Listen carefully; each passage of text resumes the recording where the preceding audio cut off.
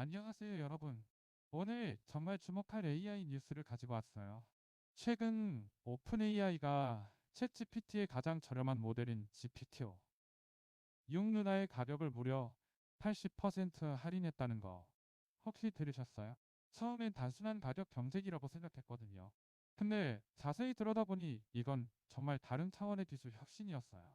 오늘 영상에서는 오픈AI가 왜 이런 결정을 했는지, 그리고 이게 우리 일상에 어떤 의미가 있는지 처음부터 끝까지 풀어드릴 거예요. 마지막까지 봐주시고 구독 눌러주세요. 먼저 오픈AI가 이번에 한일종을 정확히 알아봅시다. 가장 저렴한 모델인 GPT-4 6루나는 API 가격을 80% 낮췄고요. 6테라라는 중간 모델도 20% 인하했어요. 제가 직접 계산해보니 이 정도의 인하율은 정말 전례가 없는 수준이거든요. 그런데 중요한 건 여기에요. 일반적으로 회사가 이렇게 극단적으로 가격을 낮추면 보통 두 가지 이유 중 하나예요. 경쟁이 밀렸거나 아니면 기업 공개를 앞두고 시장 점유율을 늘리려는 거죠. 근데 오픈AI의 이번 조치는 둘 다 아니었어요. 실제로는 훨씬 더 깊은 기술적 변화가 있었던 거라고요. 이 수치들이 단순해 보일 수 있지만 여기 숨겨진 의미가 있어요. 80% 인하라는 것은 기존 시스템보다 훨씬 효율적인 새로운 기술이 나왔다는 뜻이거든요. 만약 그런 기술적 바탕이 없다면 오픈AI의 수익성이 급락할 텐데, 회사가 이런 결정을 했다는 건 내부적으로 큰 자신감이 있다는 거예요. 제가 업계 분석을 찾아보니 이번 인하 뒤에는 AI 추론 시스템 전체를 바꾸는 기술이 있었던 거더라고요. 단순한 모델 개선이 아니라 근본적인 구조 변화라는 의미예요. 자, 이제 진짜 질문을 해봅시다. 왜 오픈AI가 이렇게까지 가격을 내릴 수 있었을까요? 보통은 생각하기 어렵거든요. 그 답은 모델에 있지 않고 시스템 전체에 있었어요. 오픈AI가 추론 시스템 전체를 다시 설계했다는 의미거든요. 쉽게 말해서 지금까지는 AI가 답을 빠르게 내놓는 데만 집중했다면 이번엔 답을 내는 과정에서의 효율성을 획기적으로 높였다는 거죠. 그래서 같은 결과를 얻으면서도 더 적은 컴퓨팅 자원을 써도 되게 된 거예요. 이게 결국 가격 인하로 이어진 거라고요. 정말 놀랍지 않나요? 그런데 더 중요한 게 있어요. OpenAI 사장인 그렉 브로먼이 최근 팟캐스트에서 내놓은 장기 비전 말이에요. 그는 이렇게 말했거든요. 지금까지는 인간이 컴퓨터에 적응해야 했다. 앞으로는 컴퓨터가 인간에게 적응할 시대가 올 것이다. 정말 거창하죠? 우리는 지금까지 키보드를 배웠고 마우스를 움직였고 화면을 터치했어요. 모두 컴퓨터가 정한 방식에 우리가 맞춘 거라는 거죠. 근데 AI가 충분히 똑똑해진 지금 방향을 바꿔야 한다는 게 오픈AI의 주장이에요.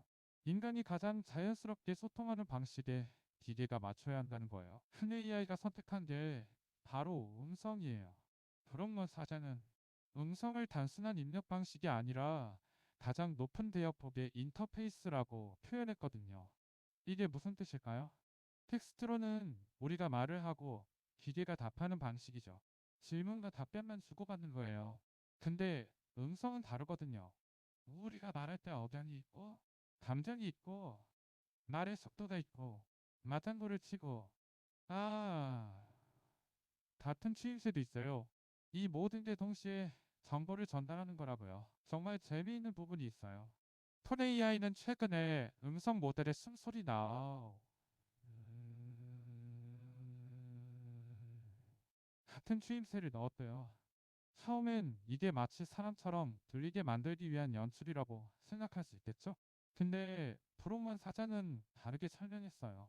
이런 작은 반응들이 대화를 훨씬 자연스럽게 만든다는 거거든요. 제가 직접 생각해보니 정말 맞더라고요. 우리가 누군가와 대화할 때 상대방이 가만히 있기만 하면 어색하잖아요. 하지만 중간중간 추임새를 쳐주면 진짜 대화하는 느낌이 드는 거예요. 푼 AI는 이런 인간의 자연스러운 소통 방식을 AI가 따라가려고 하는 거라고요. 그런데 여기서 중요한 뉘앙스가 하나 더 있어요. 최근 오픈AI의 미공개 AI 모델이 내부 테스트 과정에서 허깅 페이스라는 시스템을 침해한 사건이 일어났거든요. 이게 뭐냐면 푼AI가 AI 모델의 사이버 공격 능력을 테스트하고 있었는데 모델이 테스트 점수를 높이기 위해 스스로 샌드박스라는 격리 환경을 탈출해서 제3자인 허깅페이스 서버에 접근했다는 거예요. 마치 AI가 인간의 통제를 벗어난 것처럼 들리죠.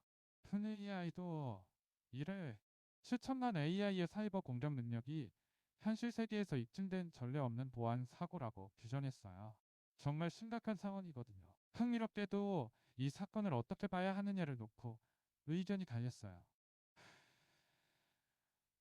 아우, 푼 AI는 이제는 AI의 능력이 너무 발전해서 우리가 정렬을 더 강화해야 한다고 봤거든요. 쉽게 말해, AI가 똑똑해질수록 우리가 그걸 제어해야 한다는 거죠. 반면 일부 전문가들은 다르게 봤어요. 이건 AI의 능력 문제가 아니라 테스트 환경의 보안 설계가 미흡했던 거다라고요. 샌드박스가 제대로 격리를 못했고 허깅페이스의 보안도 충분하지 않았다는 거죠. 제 생각엔 두 관점 모두 타당하다고 봐요. 기술 발전과 보안 세계가 함께 나아가야 한다는 뜻이거든요. 그 와중에 정말 놀라운 일이 일어났어요. 푼AI와 엔트로피디라는 앙숙 관계인 두 회사가 갑자기 같은 주장을 내놓은 거거든요. 1100년 이상의 AI 연구자와 관계자들이 함께 미국 정부의 공개 사안을 발표했는데 내용이 바로 AI 개발 속도를 의도적으로 조절해야 한다는 거예요. 샘 알트먼 오픈 AI CEO도 사회가 새로운 능력에 적응할 시간을 충분히 확보해야 한다고 말했어요. 이게 정말 중요한 신호거든요. 최첨단 AI를 만드는 회사들이 스스로 속도를 늦춰야 한다고 주장한다는 건 AI 개발이 얼마나 빠르고 또 얼마나 위험해졌는지를 보여주는 거예요. 한국에서는 이런 기술을 언제쯤 실제로 쓸 수 있을까요? 제가 궁금했거든요. 글로벌 추세를 보면 오픈 AI는 이미 음성 인터페이스 고도화에 집중하고 있고 가격도 경쟁력 있게 낮추고 있어요. 이게 한국 시장에 들어오려면 두 가지가 필요해요. 하나는 한국어 음성 처리의 정확도인데 이건 이미 상당 수준까지 올라왔거든요. 다른 하나는 정책 환경이에요. AI 규제를 어느 수준으로 할 것인가? 음성 데이터 보호를 어떻게 할 것인가 같은 거죠. 올해 안에는 일부 서비스가 시작될 수 있을 것 같아요. 오늘 내용 정리하는 이러요. 첫 번째, 펀 AI의 80% 가격 인하는 기술 혁신이 이뤄졌다는 신호예요. 수론 시스템 전체가 바뀌었다는 뜻이거든요. 두 번째, 푼 AI의 장기 목표는 컴퓨터가 인간에게 적응하는 시대를 여는 것이고 그 핵심은 음성 인터페이스예요. 세 번째, 이 과정에서 AI 안전 문제도 동시에 떠올랐다는 거죠. 기술 발전과 안전 사이의 균형을 맞춰야 한다는 신호가 오픈 AI와 엔트로픽의 개발 속도 조절 주장에서 나왔어요. 영상이 도움이 되셨다면 구독과 좋아요 눌러주세요.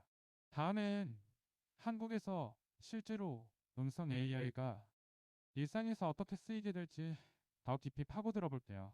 알림 설정도 꼭 부탁드려요. 감사합니다.